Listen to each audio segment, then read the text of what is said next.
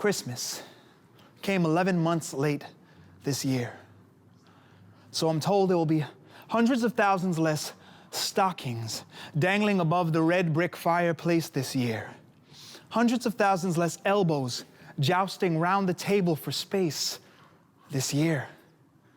And why, you ask? It's the elephant in the Zoom.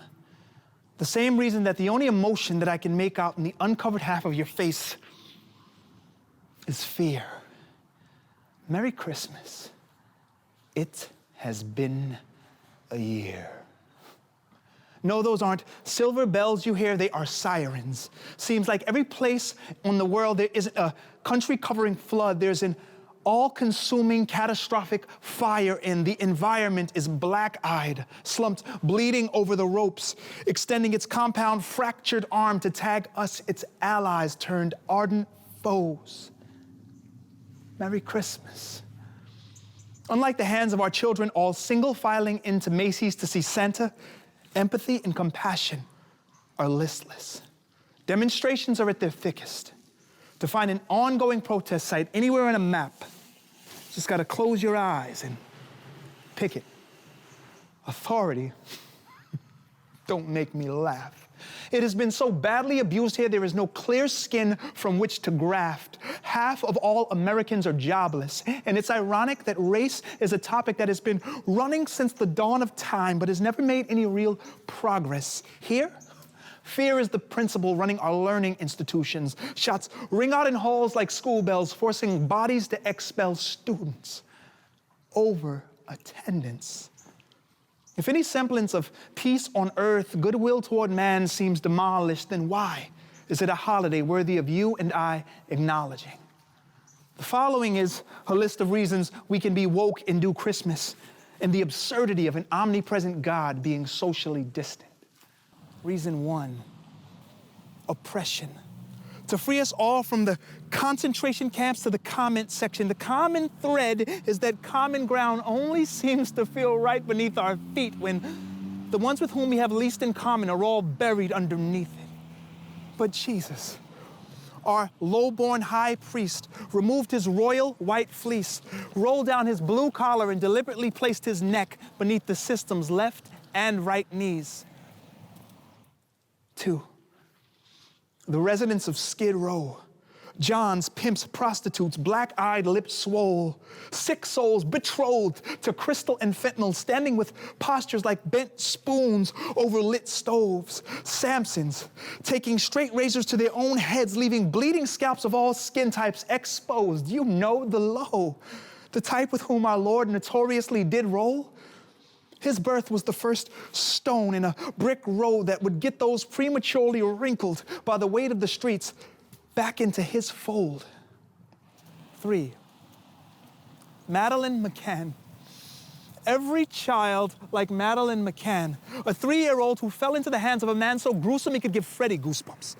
His cruelty takes the cake and sadly leaves few crumbs. Christian Bruckner, a bad egg, free range, not caged, due to a system blunder so egregious. His name goes to show that even one holding the title disciple could do so not knowing Jesus. So we hold this season in high esteem and deem it as the birth of the most hallowed human being, fully God and human being, incorruptible judge, jury, and prosecution. There are moments in this life where we scratch our head and wonder what the Father's doing.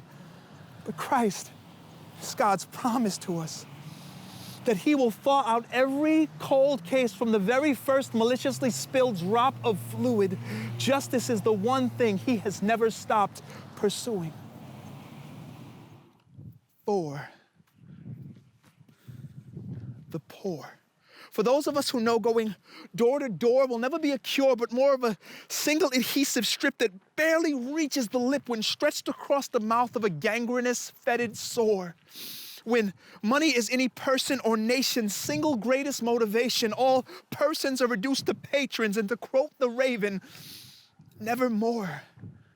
How is it that we judge a man by what he owns when the greatest man who ever lived or had more than anyone could ever give was homeless? 5, mental illness.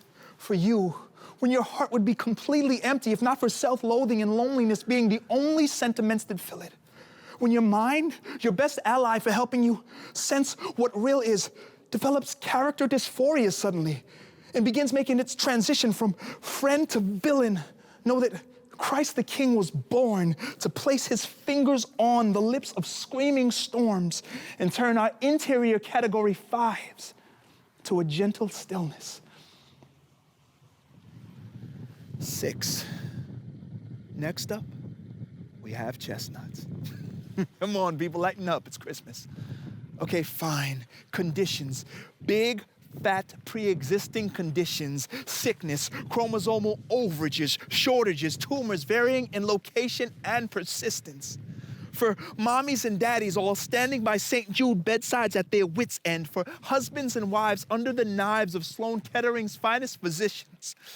To anchor hope in the soul of those all trusting in God for renewed bodies in the next life when it comes, but standing in the end zone in hopes of nothing short of a Hail Mary in this one. And above all, 7, the gospel.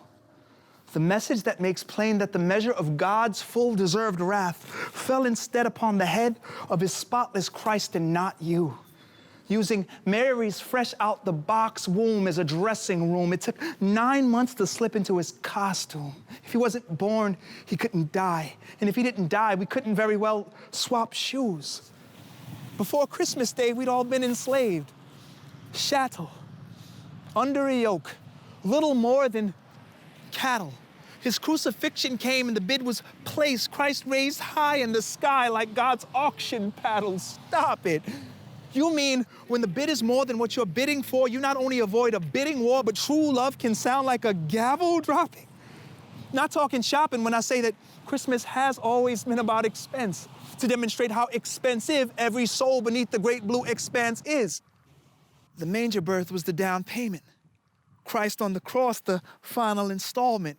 But if the one offered was more than the cost, then surely the above-ground cave was the coin slot he reached in and found profound change in. And having more than met the cost, he'd now raise him, demonstrating his love and its profound greatness. It sounds strange, but the same one who said he's the door had a wreath of thorns placed on his head. Our heavenly dad's gift left ravaged flesh wrapping paper, torn to bits, left dangling like a strange ornament from a tree on Calvary, that we might one day bow the knee and place our presence under it.